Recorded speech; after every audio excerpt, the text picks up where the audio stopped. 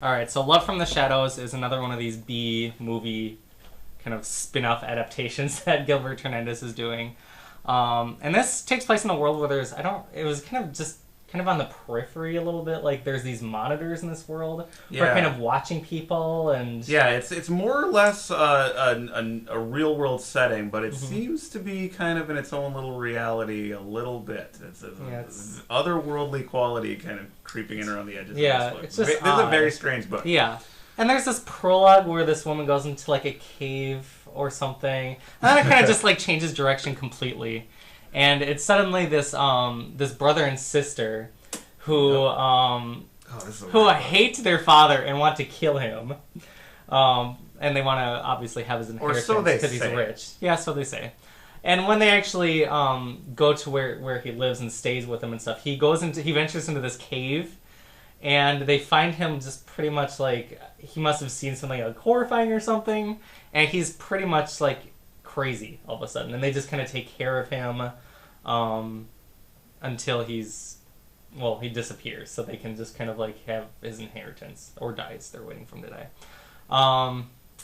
Meanwhile, the sister leaves to kind of follow this this group of con artists, pretty much, who they want to use her as this like angelic presence that kind of like bring to mind like loved ones, like deceased loved ones, for people who are like having trouble with the grieving process or something like that. And then they get paid for giving these people who are able to pay this like religious experience with their loved ones and helping them move on, I guess. Mm-hmm. It's kind of a weird idea. Yeah, I mean, they're basically like scam artists. Yeah. You know, they're passing themselves off as, being able to, put themselves in touch with people's loved ones who have passed on, but they're complete charlatans. So she is involved with this group of people. Yeah, it's just kind of odd. And then the brother has an even weirder like thing that's going on, because when she like leaves with these people, and the inheritance is left to her, he decides to have a sex change and plastic surgery to look like her, so he can pass as her and get the money. So he does this Makes sense. Yeah, I guess. So he does this for a while, and then all of a sudden, like the sex change like rebels against him. He starts growing a beard, and all of a sudden he looks exactly like he was before. Like, it was kind of like this magical thing almost. Yeah. It wasn't like necessarily like a medical thing. It was just like a magical thing. Like, all of a sudden he reverted to exactly what he looked like before. Form. It was weird. Yeah. Like, I don't even know what to say about it. It's I think just summarizing it is a pretty good review. I guess. I don't know. Like, I feel like, like the first like big graphic novel I did in the last couple of years before I started doing this B movie stuff was Sloth. And I felt like that... This did remind me of Sloth. It did, yeah. It did have a Sloth quality to it, like a little David Lynchian in there. But, I don't know, like, where Sloth was kind of like, almost like, I don't know, I guess like a little more artfully done. Like, this one was just a little kind of trashy. I mean, there was a lot of like, I don't know, there was penis impalements and all kinds of like weird... Yeah, there's... Boy, we didn't even scratch the surface. Yeah, it goes to some crazy places. Ghosts. And, yeah, it's...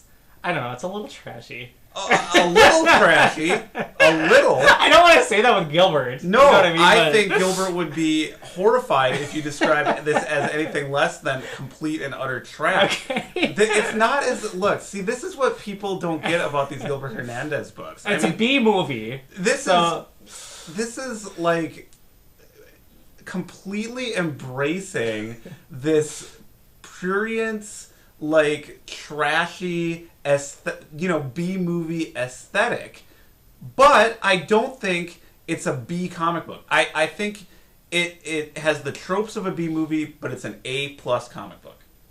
How's that for a blurb? Right? That's good, right? Okay, but no, really. I mean, I like. Sorry, you said you didn't really like this book. I don't know. Kind of baffled you. Well, it did baffle me. The thing is, I like things about it.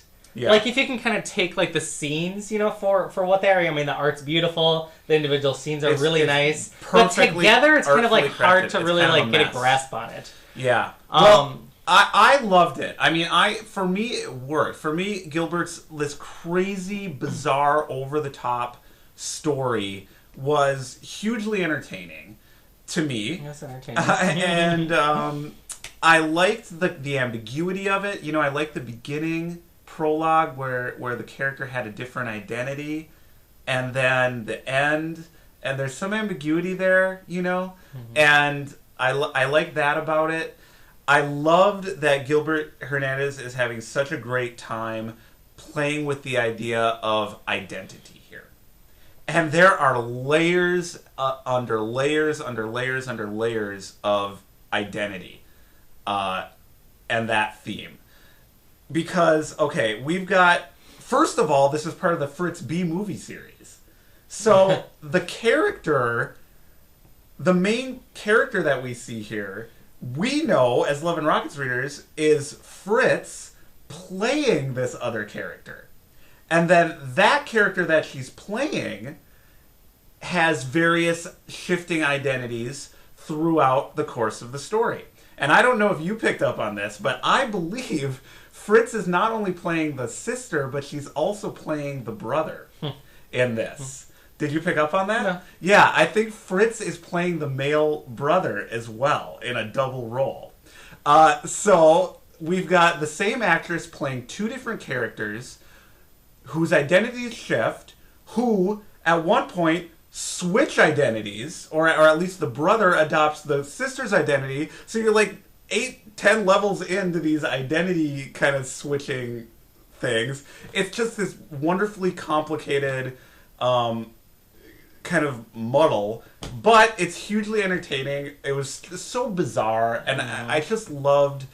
again, this is a great cartoonist drawing exactly what he wants to draw. You know, like something like Habibi, which we reviewed a couple weeks ago. Like, I think of that as like a real bookstore book. Like, this is something that, you know, the New York Times is going to favorably review, and, you know, you can find it in the shelves in Barnes and Noble, and you can, you know, safely recommend it to normal people. But this one is for, like, this is not a normal book. You know what I mean? Like, this is like, and it's not trying to be anything other than this crazy story about this brother and sister and the sex change and the you know, genital mutilation, and it's I don't know. See, I mean, for me, I love this kind of stuff as much as I love Jaime's more subtle character-oriented work in Love and Rockets. I think I think they're both fantastic. I love Gilbert Hernandez.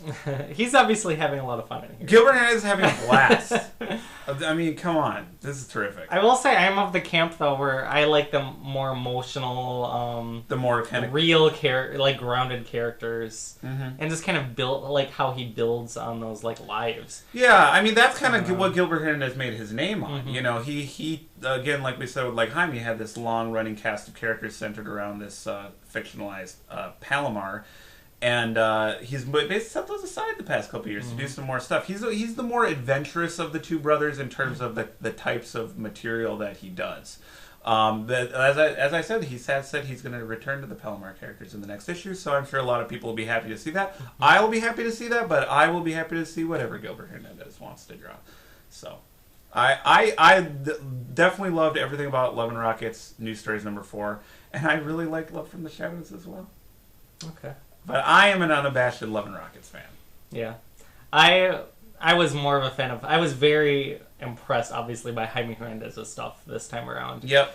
Gilbert's... I don't know. I have mixed feelings about it. But... Yeah. It's not going to be for everyone. Yeah. That's fair to say. But I thought it was important to say that I feel that Gilbert Hernandez also is doing some of the finest work of his career, just of a completely different type, because I do feel he's been overshadowed by Jaime quite a bit. So I'm glad we at least got to discuss his work in depth, because I think it's worth checking out. I would say so too.